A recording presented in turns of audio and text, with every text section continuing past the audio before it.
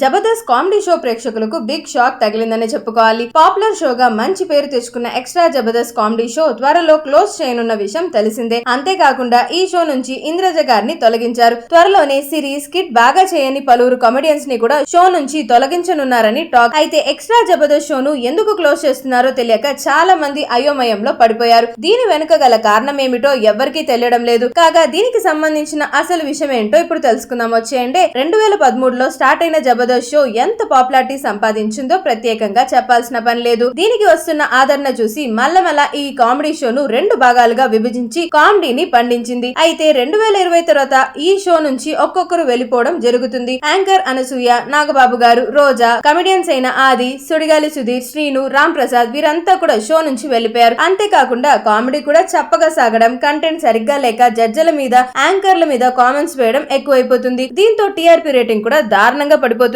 ఈ నేపథ్యంలోనే నష్ట నివారణ చర్యలో భాగంగా ఒక షోని తీసేయాలని, ఉన్న వాటిలో బెస్ట్ థీమ్ తో కామెడీ చేయించాలని ప్లాన్ చేసింది. చాలా రోజులుగా ఈ కసరత్తులు జరుగుతున్నాయి. జూన్ నుంచి దాన్ని ఇంప్లిమెంట్ చేయనున్నట్లు తెలుస్తుంది. జబర్దస్త్ షో ఒక్కటే శుక్ర, శనివారం టెలికాస్ట్ కాగా గురువారం డి షో ప్రసారం కానుంది. దీని 2 భాగాలుగా చేసి టెలికాస్ట్ చేయనున్నట్లు సమాచారం. సో దాంతో ఈ న్యూస్ విన్న కామెడీ ప్రేక్షకులంతా నిరాశకు గురవుతున్నారు. సో ఈ న్యూస్ కాస్త సోషల్ మీడియాలో విపరీతంగా వైరల్ గా మారిపోయింది. సో ఇలాంటి మరిన్ని ఇంట్రెస్టింగ్ ఫిల్మీ ట్రెండింగ్ అప్డేట్స్ కోసం వెంటనే మన ఛానల్ ని సబ్స్క్రైబ్ చేసుకుని పక్కన ఉన్న బెల్ ఐకాన్ ని సైతం క్లిక్ చేయడం మాత్రం అస్సలు మర్చిపోవద్దు.